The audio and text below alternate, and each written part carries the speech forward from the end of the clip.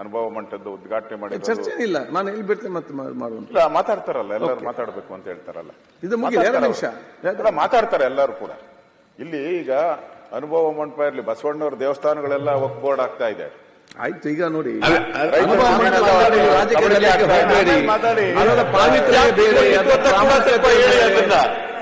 ಆಯ್ತು, ಯಾರ ಕಾಲದಲ್ಲಿ ಜಾಸ್ತಿ ನೋಡಿ, ಯಾರ ಕಾಲದಲ್ಲಿ ಕೊಡುವ, ಇದನ್ನು ಮುಗಿಲಿ. ಈಗ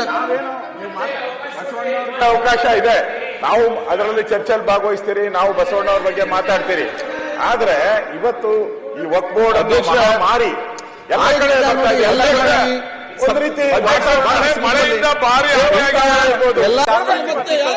ನಾವು ಬಂದಿರೋದೇನು ಕೇಳಿ ಬೆಳಗಾವಿಯಲ್ಲಿ ಉತ್ತರ ಕರ್ನಾಟಕದ ಸಮಸ್ಯೆ ಏನಿದೆ, ಬೆಳಗಾವಿಯಲ್ಲೇ ಈ ಅವಕಾಶ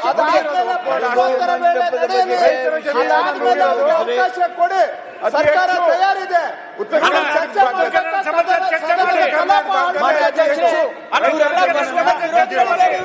ನೀವು ಇಲ್ಲಿ ಚರ್ಚೆಗೆ ಅವಕಾಶ ಕೊಟ್ಟಿಲ್ಲ, ರೈತರಿಗೆ ಚರ್ಚೆ ಆಗ್ಬೇಕು. ಯಾರು ಕೊಡುದಿಲ್ಲ ಅಂತ ಹೇಳಿ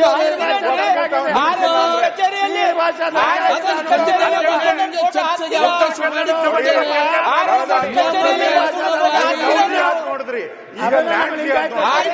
ಚರ್ಚೆಗೆ ಕೊಡುವ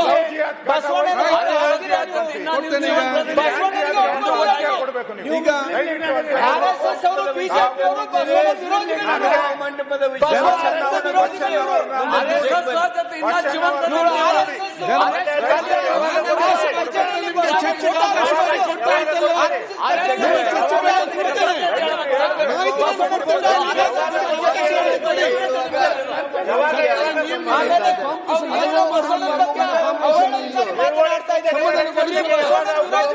ಅವಕಾಶ ಮಾಡಿ ಕೊಡುವ.